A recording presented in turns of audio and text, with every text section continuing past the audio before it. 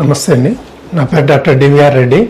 నేను senior homeo కన్సల్టెంట్గా మెడినైన్లో పనిచేస్తున్నాను. మెడినైన్ అంటే M for medicine, E for exercise, D for diet, I for immunity, ఈ 4 ప్రిన్సిపల్స్ పైన బేస్ చేసుకుని స్థాపించడం జరిగింది. ఇది మెడినైన్ అంటే 100% ట్రాన్స్పరెన్సీ ఉంటుంది. తర్వాత safe side, no side effects, ఇలాంటివి హోమియో ద్వారా మనకు పాసిబిలిటీ ఉంటుంది. హోమియో మందులు చాలా జబ్బులకు వాడుతున్నాము. ముఖ్యంగా ఇప్పుడు వైరల్ ఇన్ఫెక్షన్స్ సీజన్ వచ్చింది కాబట్టి మనము వైరల్ ఇన్ఫెక్షన్స్ ఏ రకంగా వస్తుంటాయి అంటే ఇంతకుముందు మనం కరోనా చూసాము, హెపటైటిస్ బి లాంటివి కూడా చూసాం చాలా మటుకు.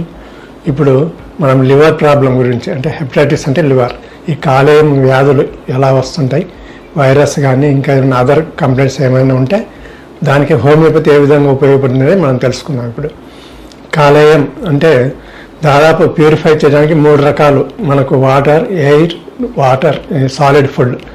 సో వాటర్ ప్యూరిఫై చేయడానికి మూత్రపిండం ఉంది, అలాగే ఎయిర్ ప్యూరిఫై చేయడానికి లంగ్స్ ఉన్నాయి, మన సాలిడ్ మనం తీసుకున్న ఫుడ్లో టాక్సిన్స్ కానీ ఇలాంటివి విష పదార్థాలు ఏమైనా ఉంటే క్లీన్ చేయడానికి లివర్ ఉంది. సో మనకు 3 రకాలుగా పాయిజన్స్ బాడీలోకి ఎంటర్ అవుతుంటాయి. 3 కూడా క్లియర్ చేయడానికి 3 ఆర్గన్స్ పనిచేస్తుంటాయి. దాంట్లో ముఖ్యమైనది మనకు ఇప్పుడు సాలిడ్, మనం తీసుకునే ఆహారంలో ఉండే టాక్సిన్స్, విష పదార్థాలు తీసివేయడానికి మనకు లివర్ చాలా ఉపయోగపడుతుంది. లివర్ రైట్ ఫ్లోటింగ్ రిప్స్ కింద ఉంటుంది, రైట్ సైడ్. సో అప్పుడప్పుడు ఎప్పుడైనా పెయిన్ వస్తుంటుంది, ఏమైనా ఇన్ఫెక్షన్ ఉంటే అట్లాంటివి కాలేయం అనేది మనకు క్లియర్ చేసి పంపిస్తుంటుంది. సో మనం తీసుకున్న ఆహారం ద్వారా కానీ ఒక్కొక్కసారి లిక్విడ్స్ ద్వారా కానీ మనకు తెలియకుండా కొన్ని విష పదార్థాలు పోతుంటాయి. వీటిని మనం క్లీన్ చేసుకుంటూ మనకు సరైన ప్రొటెక్షన్ ఇస్తుంది లివర్. ఒకసారి వాటర్లో ఎక్కువ ప్యూరిఫై ఉంటే కిడ్నీకి ప్రాబ్లం వస్తుంది, ఎయిర్లో ప్రాబ్లం ఉంటే లంగ్స్కి ప్రాబ్లం వస్తుంది. ఇట్లా 1 by 1 దేని పని చేసుకుంటూ పోతుంటుంది.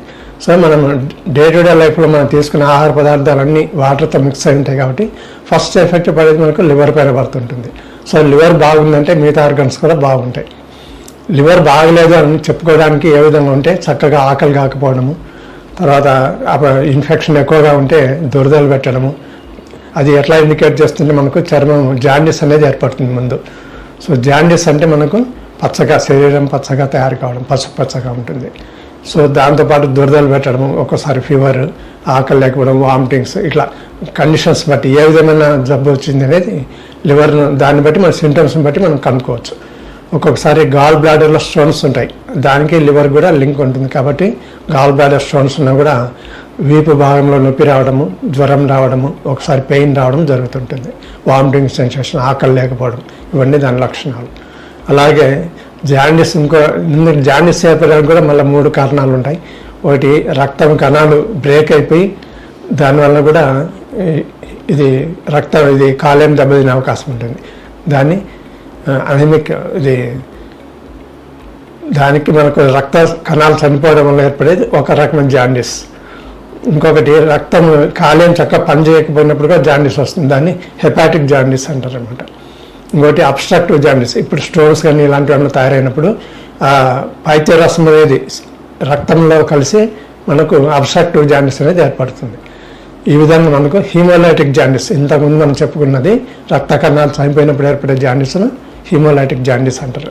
ఇట్లా 3 కారణాలుగా మనం జాండిస్ని చెప్పుకోవచ్చు. ఈ విధంగా మనం తీసుకున్న ఆహారం కానీ విష పదార్థాలు ఏమైనా ఉంటే ముందు దెబ్బతినేది లివర్ దెబ్బతింటుంది. లివర్ దెబ్బతిన్నప్పుడు మనకు బీపీ కూడా వస్తుంటుంది, దాన్ని పోర్టల్ హైపర్ టెన్షన్ అంటారు. లివర్ పనిచేయకుండా మనకు బీపీ వస్తే దాన్ని పోర్టల్ హైపర్ టెన్షన్. తర్వాత లంగ్స్ పనిచేయనప్పుడు వచ్చే హైపర్ టెన్షన్ ఇది పల్మనరీ హైపర్ టెన్షన్ అంటారు. ఇంకా కిడ్నీస్ పనిచేయకపోతే వచ్చే hyper tension renal hyper tension అంటారు. ఈ విధంగా ఏ అవయవం దెబ్బతిని మనకు బీపీ పెరుగుతుందో దానికి ఆ విధమైన బీపీ పెరగడమే జరుగుతుంది, హైపర్ టెన్షన్ అంటారు అన్నమాట. ఈ విధంగా సో అన్ని ఆర్గన్స్ బాగా పనిచేస్తే అన్నీ హెల్తీగా ఉన్నట్లు లెక్క. ఏ ఒక్కటి దెబ్బతిన్నా కూడా దాని ప్రభావం మిగతా అవయవాల మీద పడి మనకు సమస్యలు సృష్టించడం జరుగుతుంటుంది.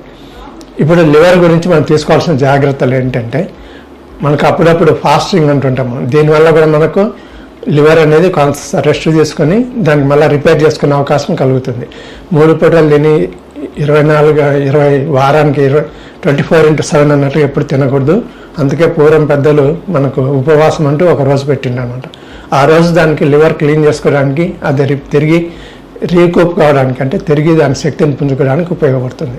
పూర్తిగా కాకపోయినా కనీసం హాఫ్ డే దానికి రెస్ట్ ఇస్తే చాలా ఉపయోగపడుతుంది. శరీరం కూడా ఆరోగ్యకరంగా ఉంటుంది. ఈ విధంగా మనము వేసవికాలంలో ముఖ్యంగా లివర్ దెబ్బతినే అవకాశం ఉంటుంది. ముఖ్యంగా స్మోకింగ్ చేసే వాళ్ళల్లో, ఆల్కహాల్ చేసుకునే వాళ్ళల్లో ఈ రోజుల్లో వీకెండ్ పార్టీస్ ఎక్కువైపోయాయి.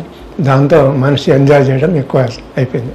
కానీ పూర్తిగా లైఫ్ లాంగ్ ఎంజాయ్ చేయాలంటే మాత్రం మనం కాలేయాన్ని కాపాడుకోవాలి, లేదంటే హాఫ్ పీరియడ్లో వెళ్ళిపోతుంది అనమాట.